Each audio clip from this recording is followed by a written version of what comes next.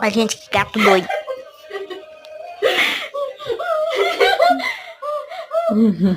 Estamos bem bacana.